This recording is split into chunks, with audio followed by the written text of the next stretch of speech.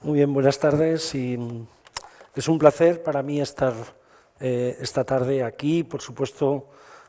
quiero agradecer a Alberto Pancorbo y a Susana Maraval en nombre de la Fundación Amigos del Prado, del Museo del Prado, esta invitación, el poder estar con ustedes esta tarde dentro de este curso.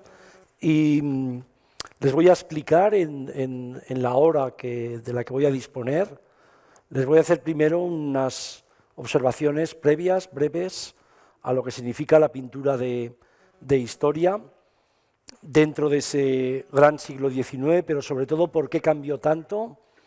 con la Primera Guerra Mundial y la peculiaridad o la excepcionalidad de una España que al no participar en la Primera Guerra Mundial no tiene las corrientes artísticas que son importantísimas a partir de 1918, que ven los desastres de la guerra, los desastres espantosos de una guerra que cambió el mundo, de una guerra de 10 millones de muertos, ya lo explicaré, pero la guerra más cruenta del siglo XIX no había llegado a medio millón de personas en Europa. Después introduciré esa peculiaridad de por qué Picasso retoma todo lo que ha sido las corrientes artísticas también de la Primera Guerra Mundial, la influencia del Guernica, y lo poco que después Picasso pintó como pintor de historia, y también un poco todo el debate de por qué en España no se puede, después de esta tragedia y comparada con Europa, por qué tenemos tantas dificultades para confrontar ese pasado de una forma libre, de una forma poniendo el conocimiento por encima de los usos políticos, y además a propósito de Guernica también. Así que este es un poco el esbozo de lo que yo les voy a ofrecer esta tarde aquí, y espero que disfruten de la conferencia, y por supuesto estoy abierto después a preguntas o a cualquier sugerencia que ustedes puedan hacer, ¿no? Está claro que el término pintura de historia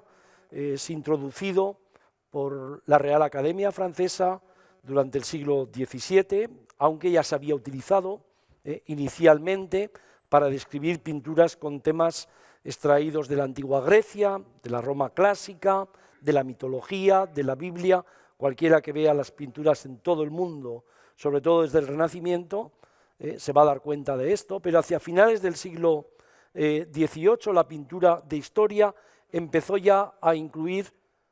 temas históricos modernos, y por temas históricos modernos casi siempre eran escenas de batallas como paradigmas, todas las batallas que habían empezado también a cambiar la naturaleza de la guerra. Yo les di una bibliografía y observaciones precisas sobre ese género en el prólogo que escribió María Cifuentes al libro de Calvo Serrayer, de Francisco Calvo Serrayer, Los géneros de la pintura. Casi todos los especialistas, cuando se refieren a la edad de oro de la pintura de historia, lo ponen o la colocan entre finales del XVIII, después de la Revolución Francesa, y el siglo XIX. Y siempre se destaca a tres pintores dentro de esta tradición, ¿no? El primero sería Jacques-Louis David, el segundo sería Goya y el tercero Delacroix. Hay una pintura de historia por excelencia, decimonónica, que es aquella de 1830 de Delacroix, donde la libertad guiaba al pueblo, ¿no? Se señala siempre a Francia, a España, pero en realidad en Gran Bretaña, durante la primera mitad del siglo XIX, Inglaterra ya dominaba, o Gran Bretaña ya dominaba el mundo entonces, la pintura de historia fue una forma en la que el público podía sentir la grandeza del imperio, y le llegaba a través de la pintura de historia ese inmenso imperio de ultramar que además, a través de la pintura y a través de la enseñanza de la historia, ayudó, contribuyó a nacionalizar a la población británica. Esto lo ha explicado muy bien, si tienen ustedes interés en la historia, lo ha explicado muy bien un historiador británico que se llama Richard Evans, que tiene un notable libro que se llama La lucha por el poder, es todo el largo siglo XIX en Europa, desde 1815 a 1914, y que está publicado en España por crítica. Allí Richard Evans configura un análisis bastante interesante de la importancia que tuvo en los libros de texto la nacionalización a través de la pintura, el nacionalismo a través de la pintura y a través de la enseñanza de la historia. Y hay también dos pintores estadounidenses, pero que después se fueron a Londres, que son paradigma de todo lo que estoy planteando. Uno es Benjamin West, pero sobre todo John Singleton Copley, que es el que hace prácticamente todas las escenas de batallas de ultramar, y que son las que rebotan después en la propia Inglaterra, como decía, en los propios libros de texto. Picasso no tocó este género hasta el Guernica, cuando ya tenía 56 años, cuando ya llevaba cientos de obras, y como mostraré después, apenas volvió al género de pintura de historia, salvo en unos cuantos cuadros muy representativos entre 1944 y 1952, donde coge desde la Segunda Guerra Mundial, la Guerra Civil Española de nuevo, ya en el exilio, hasta Corea, que es un tema también bastante interesante. La gran diferencia para Picasso y para España, por supuesto, es que nuestro país no participó en la Primera Guerra Mundial. Y este creo que es un tema clave para todo lo que voy a contar, porque la Primera Guerra Mundial dio lugar a un abanico muy amplio de manifestaciones artísticas, de pintura, de escultura, de arquitectura, de monumentos funerarios, que es un tema clarísimo cuando ustedes pasan ya el Pirineo y van a Francia, en los que destacados artistas trataron y reflejaron las horrendas, horrorosas, espantosas consecuencias de la Primera Guerra Mundial. Como les decía, una guerra que se llevó a la tumba no menos de 10 millones de muertos y que la diferenció de todas las guerras anteriores. Aunque ya había habido, en Occidente no nos hemos preocupado mucho de esto, tenemos una idea eurocéntrica y además occidental, pero ya en las guerras de los Balcanes de 1912, 1913, les invito también a que paseen por esas guerras porque están muy bien estudiadas en historia, hay abundante literatura, también cinematografía. Estas guerras de los Balcanes del 12 y del 13 anticiparon muchas de esas horrorosas consecuencias de las guerras, incluido el bombardeo de poblaciones indefensas, que ya aparecen allí. A nosotros nos parece que la primera vez que surge o que está es con Picasso, pero que ya estaba allí. Violaciones de mujeres. No olvidemos que en el marco de la Primera Guerra Mundial se dio el genocidio armenio y en los últimos años hemos sacado a la luz la violencia sexual, la peculiaridad de la violencia sobre mujeres en ese genocidio, limpiezas étnicas, ¿no?, por temas religiosos, nacionalistas, de raza,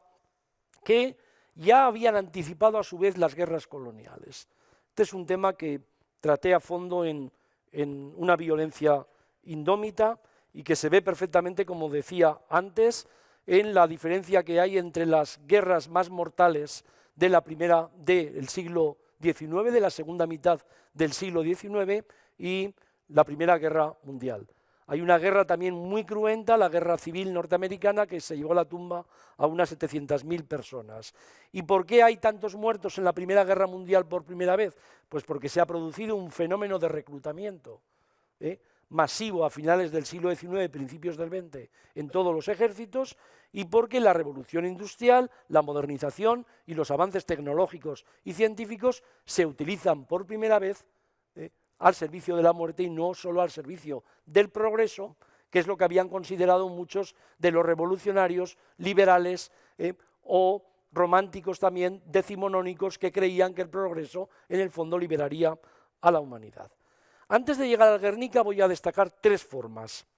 Hay muchas más, pero no es el tema central de la conferencia, pero voy a destacar tres formas en las que varios artistas respondieron al horror de la Gran Guerra, con ausencia de artistas españoles. Este es un punto que voy a destacar bastante después, y que tuvieron trascendencia en la evolución artística que culmina en la Guerra Civil para nosotros con Picasso y el Guernica, pero que está en la Segunda Guerra Mundial, y atiendan a esto también en todas las guerras de descolonización. Corea, Vietnam, Argelia, por supuesto hasta Rusia, Ucrania en la actualidad. Recordaré lo que dijo Zelensky en el Parlamento español a propósito del Guernica. La primera manifestación la defino como la conciencia que creó en muchos artistas, literatos, políticos, historiadores, la gran carnicería de la Primera Guerra Mundial. La pérdida de millones de soldados anónimos, este es un concepto clave para explicar todo lo que voy a introducir aquí. Soldados anónimos que no deberían ser olvidados y por eso se centraron las corrientes artísticas en su ausencia. Memoriales, esculturas, pero sobre todo el homenaje al soldado desconocido. Algo común en los trabajos de artistas británicos, alemanes y franceses. He seleccionado la obra de Paul Jouve, que es la de la tumba de un soldado serbio en Kenali, en 1917. Fíjense el casco, que es lo que define encima, no tanto la tumba, sino el casco encima de la cruz, casco de un soldado desconocido, que representa el patriotismo, el sacrificio de los soldados por la patria, por la nación. Por supuesto estamos hablando de hombres, la masculinidad, lo vamos a ver también, como cuando aparecen las mujeres, Picasso lo va a reflejar, son víctimas, pero no solo en el Guernica, sino en la masacre en Corea, que es el último cuadro que yo trataré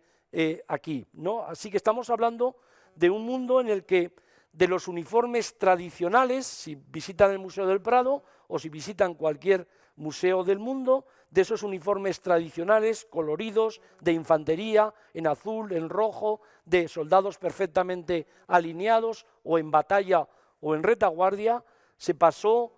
al caqui o gris como uniforme, con caras escondidas, bajo cascos de acero y máscaras de gas, que es donde los soldados perdían la humanidad. Aquí es un casco, pero si ven, por ejemplo, la portada que yo elegí para una violencia indómita es una máscara de gas, que no se sabe quién está detrás, la cara no existe, son personas deshumanizadas, por supuesto, y creo que desde ese punto de vista nosotros no tuvimos esa tradición del soldado anónimo, del soldado desconocido. Esto tiene también mucha influencia en los debates sobre el pasado, en los debates sobre esos pasados traumáticos, ha tenido muchísima influencia porque es muy diferente lo que pasó en estas guerras que se luchaba frente a otra nación que en una guerra civil como la española. La segunda de las manifestaciones de la Primera Guerra Mundial fue el rechazo de lo racional. Si podemos pasar a la siguiente diapositiva. Fue el rechazo de lo irracional. En política el paradigma fue el fascismo, por supuesto, pero no solo el fascismo. Y aquí vemos ya artistas que se muestran, ellos lo reconocen, incapaces de comprender la cruda realidad de la guerra. El movimiento surrealista, el movimiento Dada, reaccionaron frente a esas ideas tradicionales, satirizaron la retórica bélica. Hay que entender que André Breton y Louis Aragon habían sido estudiantes de medicina en un hospital de París en 1917, fueron testigos del horror y de los daños causados por la guerra en sus víctimas. Y he elegido, hay muchos, como en el primero, pero he elegido un cuadro de Max Ernst, que es un pintor de origen alemán, nacionalizado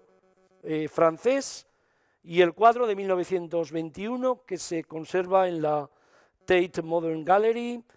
que es el elefante de Celebes, y que está clarísimo, ven ustedes allí un cuerpo fragmentado, el de la mujer, un tanque elefante que refleja clarísimamente la distorsión, el trauma causado por la poderosa maquinaria, la tecnología moderna, al servicio de la muerte, al servicio de la destrucción. Y el individuo, este es un recurso muy importante, en este caso la mujer, el individuo indefenso frente a esa máquina, ¿no? Y es algo que ellos lo van a hacer como, esto es irracional, el rechazo de lo racional,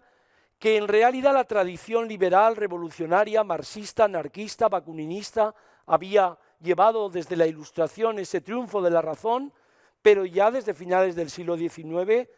tanto Bergson como Nietzsche, después a principios del siglo XX, habían mostrado claramente que, lejos de conducir al progreso, el irracionalismo podía tener factores distorsionadores absolutamente del orden burgués, del orden que había surgido de las revoluciones liberales. La tercera manifestación, si pasamos diapositiva, la tercera manifestación me interesaría bastante reflejarla. ¿Puede pasar diapositiva? La tercera, que es la de... Me interesa muchísimo reflejarla porque es la imaginación de un nuevo orden. Esto ya está mucho más conectado con los años 30 en España. Imaginación de un nuevo orden, que es el concepto clave. Nuevo orden es el concepto que va a utilizar Mussolini en Italia, es el concepto que va a utilizar prácticamente todos los fascismos. Y en este caso, la guerra es el catalizador de un cambio donde han aparecido, después de la guerra, ya antes también, pero después de la guerra, irrumpen con fuerza las clases trabajadoras, que llegan por primera vez a través de la vía parlamentaria al poder con los partidos socialistas,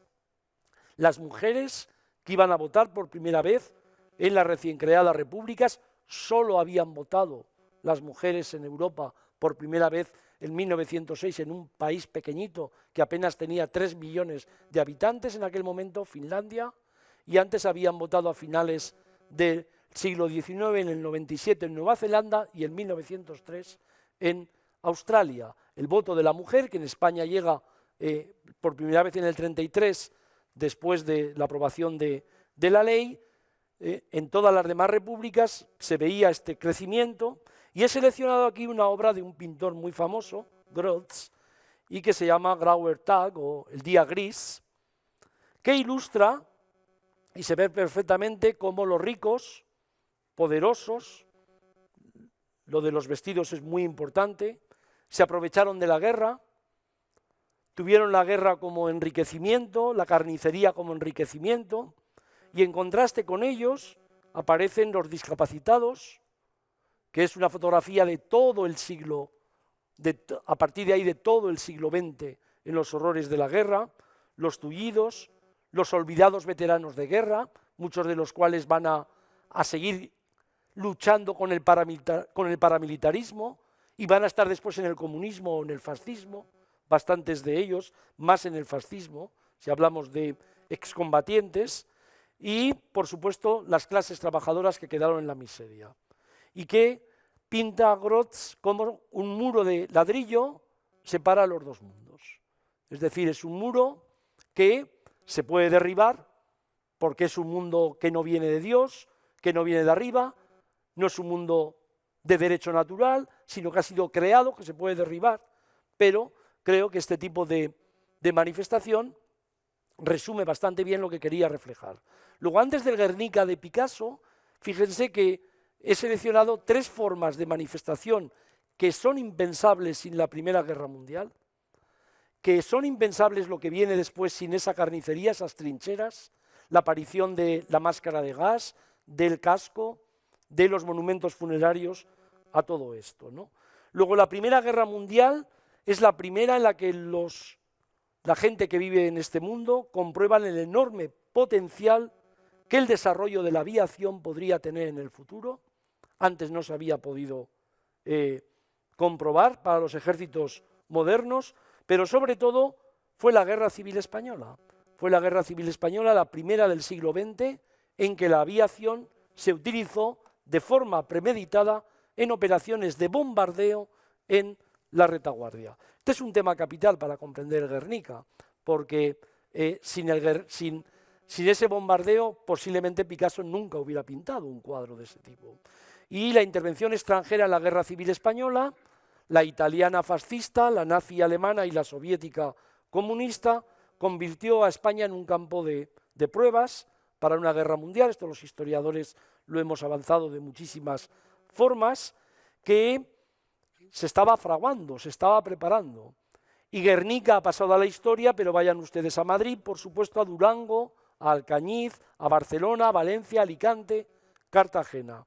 Muchas ciudades que vieron cómo sus poblaciones indefensas se convertían en objetivo militar. Ya había pasado antes, pero en España eso no se había percibido, ¿no? Aunque aquí había habido una guerra en África, y el africanismo militar, evidentemente, había comprobado ya algunas de esas tendencias bélicas. Pero fíjense para que vean cómo hemos interiorizado la guerra civil española como el gran desastre del siglo XX, que les estoy siempre contrastando y después lo van a entender mejor también, como nuestro drama interiorizado, que nos parece incluido en los usos políticos, que no ocurren en los demás sitios, que es el drama más importante del mundo, cómo todo eso se quedó de alguna forma minimizado frente a los grandes desastres que fueron las dos guerras mundiales. Fíjense en algunas cifras. Las víctimas mortales como consecuencia de los bombardeos de la aviación franquista, italiana y alemana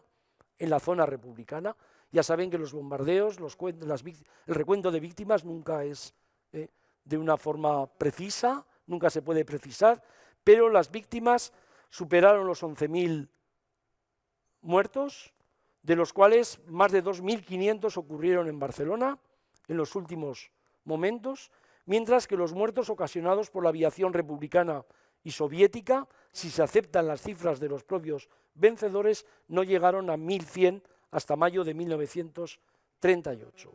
Estamos hablando de que la mayoría de los bombardeos en España lo realizaron con el único objetivo de castigar, de sembrar el pánico en la población, y muchos de ellos ocurrieron además en poblaciones catalanas y levantinas o del Bajo Aragón, donde por cierto nací yo, a partir de finales de 1938, cuando la guerra la tenía prácticamente ganada el ejército franquista. Si contamos esta guerra en términos de toneladas de bombas arrojadas o víctimas por bombardeos, está clarísimo que la Segunda Guerra Mundial no solo la superó, sino que no tiene parangón respecto a todo lo que estoy planteando. Y no solo estoy hablando de la aviación fascista, acuérdense del famoso bombardeo en febrero del 45 de Dresde, ¿no?, que se ha visto siempre como un punto de colisión de esas democracias que representaban de alguna forma a la razón, a la libertad, ¿no?, pues porque el bombardeo de Dresde lo llevó a cabo la RAF británica y las fuerzas aéreas del ejército de los Estados Unidos. No hay acuerdo en las cifras, pero varían entre 20.000 y 40.000 muertos solo en Dresde. Estamos hablando entonces de que hay clarísimamente una jerarquización de la muerte que empieza la Primera Guerra Mundial, transita por la Guerra Civil, llega a la Segunda Guerra Mundial y no para, evidentemente, después de todo eso. Y ya entraríamos en el Guernica de Picasso y en Guernica. El Guernica de Picasso mostró por primera vez ese cambio fundamental en la evolución de la guerra, bombardeo como único objetivo de castigar, de sembrar el pánico, insisto, en población indefensa. Quiere decir que el bombardeo de Guernica confirma algo que ya venía desde las guerras coloniales, y es que la línea fronteriza entre combatientes y no combatientes estaba empezando a desaparecer en las guerras modernas. Esto estaba, repito, en las colonias antes del 14, pero además en esa ya separación, en esa clara separación entre retaguardia y frente, en el que la retaguardia, sin embargo, puede ser perfectamente bombardeada, aparecían ya mujeres, niños asesinados en guerras planificadas con políticas racistas y de exterminio.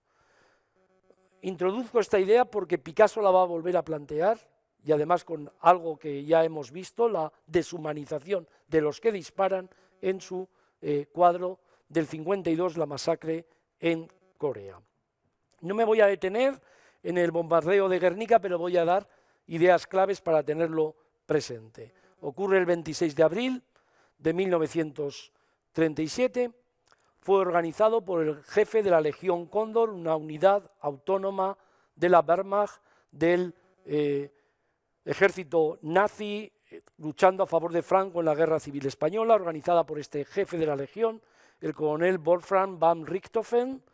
tras varias consultas con el entonces coronel Juan Vigón, que era el jefe del Estado Mayor de Emilio Mola. Guernica era un símbolo de la identidad vasca, Vigón y Mola lo sabía, y entre habitantes, refugiados y campesinos que acudieron al mercado ese día, había allí unas 10.000 personas. La ciudad no tenía defensas antiaéreas, fue atacada a mitad de la tarde, durante 3 horas por la Legión Cóndor y la italiana Aviazione Legionaria.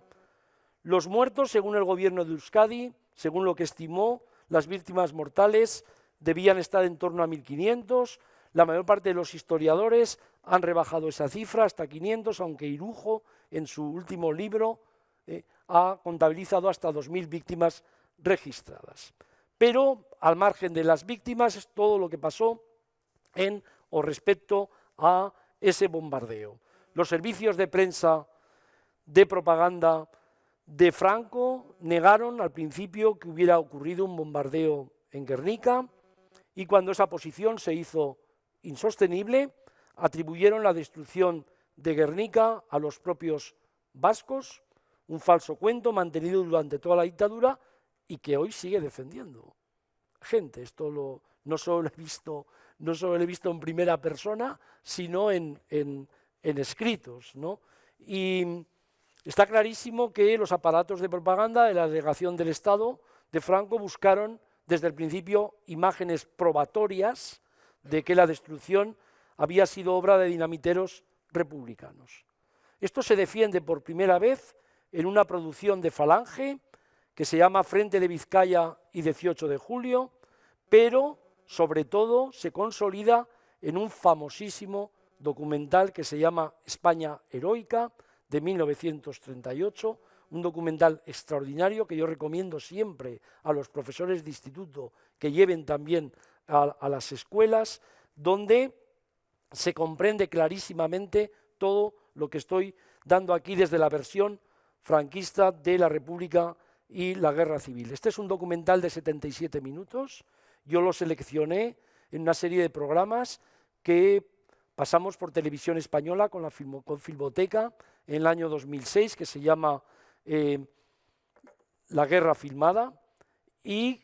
que está disponible en la página de Radio Televisión Española, y les voy a poner un fragmento que refleja lo que dice de Guernica ese documental España Heroica, y que sirvió durante muchísimo tiempo, en realidad hasta que Southworth, por primera vez un hispanista norteamericano, rebatió clarísimamente ese argumento, fue defendido en libro de texto, en escuelas y, por supuesto, en muchísimas publicaciones. Damos paso al vídeo de Guernica. Ella, más que el nombre, la meca del legítimo fuerismo vasco, ha desaparecido. Cierta prensa aseguró que esta desgraciada ciudad fue destruida por la aviación nacionalista.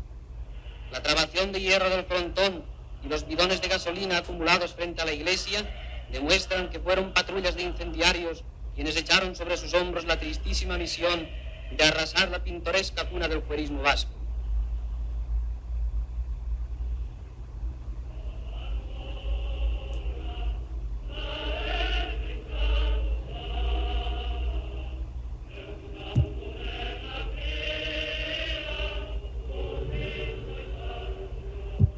El árbol santo de las tradiciones vascas, el viejo tronco secular, fuerte e inquebrantable, como el alma de la legítima Vasconia religiosa y española.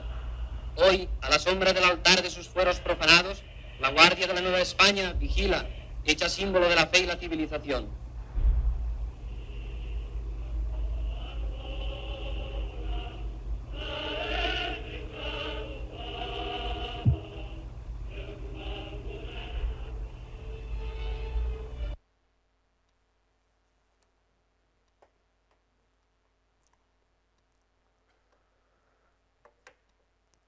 Gracias a Pablo Picasso, Guernica se convirtió en un símbolo de las atrocidades de la guerra, un icono del arte moderno. Como ustedes posiblemente saben, en 1937, antes del bombardeo, a principios del 37, el gobierno republicano, presidido entonces por el socialista Largo Caballero, encargó a Picasso un cuadro para el pabellón español de la Exposición Internacional en París, que debía celebrarse, se celebró desde el 25 de mayo al 25 de noviembre de 1937. Para nosotros está el pabellón español, pero si ustedes van a esa exposición, lo que hubo realmente fueron los dos grandes pabellones de Alemania y de la Unión Soviética que confrontaron allí no solo las ideas, no solo la historia, sino lo que iba a ser el futuro ya casi inmediato de una Segunda Guerra Mundial. El proyecto de Picasso no avanzó hasta que ocurrió y conoció Picasso el bombardeo de Guernica. Voy a mostrar un breve vídeo sobre la colocación de la primera piedra del pabellón español por el embajador de la República de España en París, Luis Araquistain, que había sido director de la revista Leviatán, director del periódico Claridad y diputado por Vizcaya entre el 31 y el 39, diputado por Madrid desde febrero del 36, y donde lo voy a pasar también para que vean lo que era el lenguaje de la democracia a la altura del 37. Nada que ver en momentos donde está el Frente Popular en los dos países, nada que ver con todo lo que se radicalizó y sobre todo con la aparición de la Francia de Vichy, por supuesto del colaboracionismo y antes de eso de la negación de alguna forma de la Guerra Civil Española o del exilio por parte de muchísimos franceses. Pasamos el vídeo, que creo que es muy representativo de esto. Exposición de París de 1937. La República está en todas partes. En plena guerra, no deja de participar en las exposiciones internacionales que muestran la herencia espiritual, económica y cultural del país. Luis Araquistain representa la España republicana en París. Inaugura las obras de construcción del pabellón español en la exposición de 1937. Pronunciaron discursos Luis Araquistain y César Gaos, el comisario general español en la exposición. Las distinguidas personalidades francesas presentes demostraron una vez más los profundos lazos espirituales existentes entre dos países democráticos.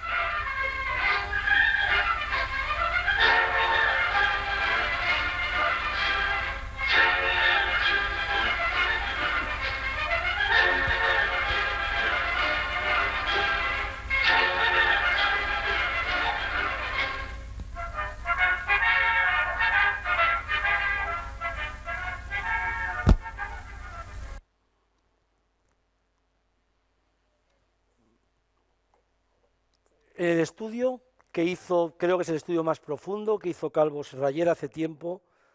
sobre Guernica, se ofrece información básica, documentada, detallada sobre el cuadro. No voy a reproducir aquí la mayor parte de esa información, salvo los datos necesarios que alimenten y conecten con lo que yo estoy aquí planteando, pero sí que habría que mostrar el Guernica, si pueden pasar por favor al cuadro. A pesar de sus considerables medidas, que son 351 por 782 centímetros, el cuadro fue terminado aproximadamente en un mes. Según ya el estudio de Calvo Serraller, se cree que los primeros dibujos relacionados con el cuadro datan del 1 de mayo del 37, mientras que la fecha de conclusión sería el 4 de junio de ese mismo año. Está clarísimo que ha habido un estudio, y ustedes y muchos de los historiadores de arte lo saben mejor que yo, de las figuras que aparecen en el lienzo, donde podemos distinguir hasta 9 seres animados, de los cuales 4 son mujeres. Estamos aquí con las 4 mujeres, que todas ellas aparecen gritando. Otro es un recién nacido, que está en el brazo de la mujer, en forma de pietà, una imagen típica que venía de la tradición, por supuesto, del Renacimiento, ambos lo forman. Y otro más en que un soldado varón está ya muerto, que sostiene una espada rota. Después hay seres animados no humanos, no animales, 2 de ellos con una presencia rotunda y dominante, que son el caballo y la vaca. Estamos, además de todo eso, con el resto de los elementos del cuadro, figurativos, discernibles en todo el cuadro, que son ya mucho más confusos, aunque hay uno muy, muy importante, que es la bombilla, una bombilla que prácticamente preside todo el cuadro, que aparece en el centro, con un ojo que preside la escena y la ilumina. También aparece nítida la imagen de una lámpara, con la que irrumpe en la habitación la mujer, una de las mujeres que he descrito antes, y la espada rota que mantiene agarrada en la mano el soldado. Está claro que el interior está mucho más difuso, pero es lo que hizo Picasso básicamente, y lo que vemos ahora en muchas escenas es interiores de esos sitios bombardeados donde los muros desaparecen y uno tiene que imaginar la tragedia de lo que hay más o menos dentro, ¿no? Está claro que la luz es la que nos permite reflejar todo esto. Por supuesto, el cuadro está en forma de frontón clásico, que vamos a ver, y tríptico. Después lo describiré de una forma más precisa. Entonces, según Calvo Serrayer, el Guernica se inscribe dentro del género de pintura de historia, aunque él cree que el origen de los esbozos y de todo en realidad es un bodegón, y dentro del mismo de pintura de historia de uno de los más frecuentados en este arte moderno occidental que he marcado desde el principio de la Primera Guerra Mundial, el cuadro de batallas o de épica militar. Y los estudiosos han recordado además, pues eso, que Picasso, que era conocedor de la pintura de historia clásica, que lo hace recordando a un frontón clásico, como decía antes, que está claramente identificado en el triángulo y en un tríptico de altar. Fue el primer cuadro pintado de historia, como lo expresaba antes por Picasso, a sus 56 años, llevaba casi medio siglo de actividad pictórica y sus obras, que se contaban posiblemente por millares, jamás habían reflejado un cuadro histórico de naturaleza épica. La conclusión de Calvo Serrayer, ya en aquel estudio de principios de los 90, sobre la grandeza del Guernica, dice que se basa en un poder innovador, porque funda de alguna forma revolucionariamente, y cito textualmente, una visión artística de cómo el hombre contemporáneo vive y comprende lo trágico, aunque el dolor y la injusticia sean tan antiguos como la humanidad. Picasso apenas volvió a la pintura de historia, estos cuadros de pintura de historia, salvo en algunos de ellos creados desde 1944 a 1952. Y he seleccionado aquí 4 de ellos donde se refleja claramente algunas de las influencias que habían empezado en el Guernica. El primero, si pasamos, es el osario que es del 44-45, cadáveres apilados como en un campo de exterminio nazi. Hemos dado un paso del bombardeo de Guernica, hemos pasado a un concepto ya diferente de los cadáveres apilados. Este es un cuadro que recuerda muchísimo más que otros al Guernica. El segundo sería, pasamos el cuadro, el monumento a los españoles muertos por Francia, 46-47, que es un monumento funerario y que creo que también ha sido bastante difundido, ¿no? Y fue muy difundido en cuadros, o sea, en libros, en el exilio. El tercero,